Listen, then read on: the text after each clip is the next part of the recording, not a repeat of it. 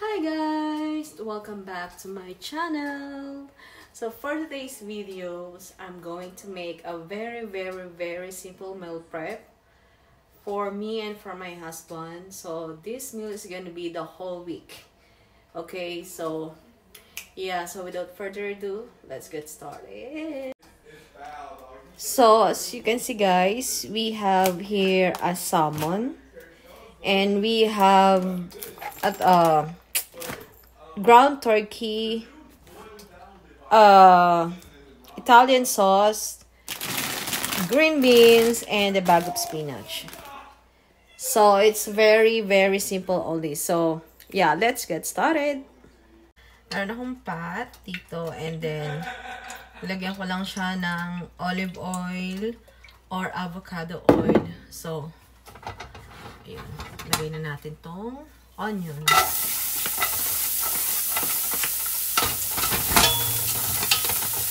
Antayin lang natin siyang mag golden brown.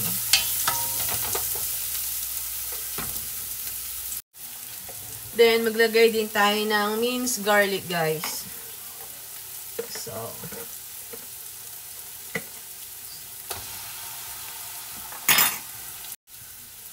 and ito, lutuin lang natin siya. Sutayin lang natin siya. So, and by the way guys, I just got back from my walk outside. So, when I got home, nag-start kagad ako nailagay ko na yung meat natin dito para maluto siya.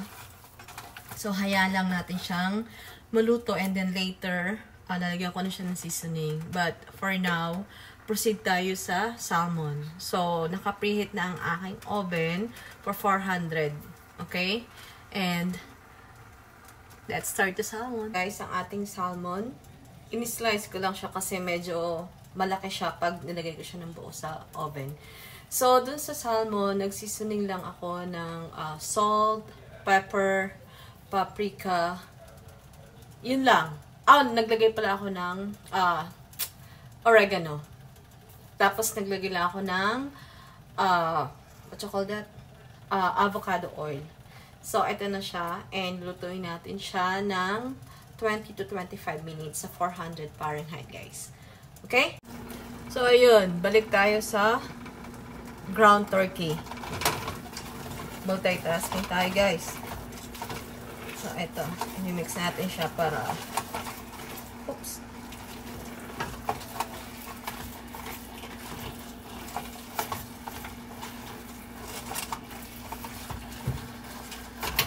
Okay.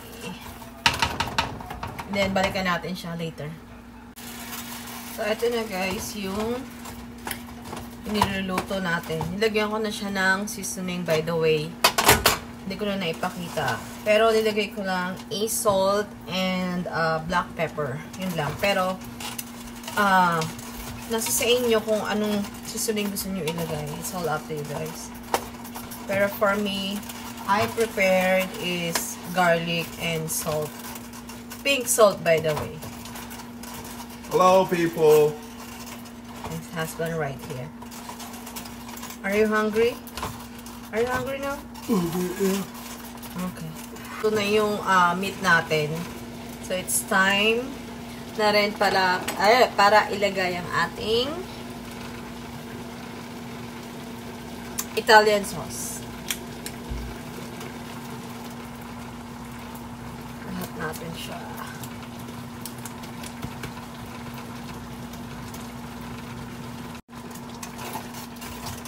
Tapos, i-mix lang natin siya. Then, hayaan lang natin siya. Lutuin lang natin siya for about 5 minutes. And then, lagay na natin yung spinach. So, ayun. Luto na ang ating meat and then yung sauce. Now, it's turn to put the spinach. Maraming spinach yung ilagay natin.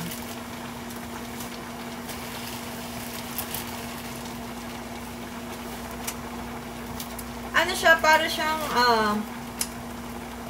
spaghetti, pero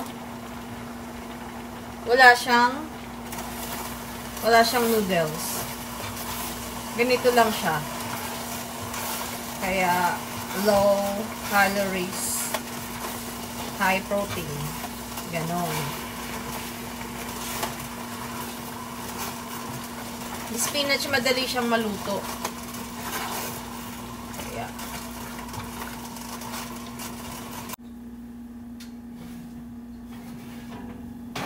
Okay. So guys, ito na ang ating salmon. Luto na siya. Ang ganda ng pagkaluto niya. Tapos lagyan natin siya dito. Then yung meat natin, tsaka yung niluluto natin kanina is, luto na siya. Ito na siya. That looks good. So, ayusin lang natin to. Lulutuin ko pala muna yung green beans and then since luto na tong salmon ko and itong isang meal natin ready for So, hi guys. I'm back again and ito na yung mga nagawa ko or naluto kong meal prep for this week, the whole week. So, yung meal prep naming mag-asawa. And this meal prep guys is very simple only. Alam ko magagawa nyo din siya if you like. So this meal is high in protein, low calories. So yeah, every week itatry kong mag-video again ulit yung para ipakita sa inyo yung aking meal prep na ginagawa every week. Okay? So I'll see you guys on my next vlog or video. But thank you for watching and see you.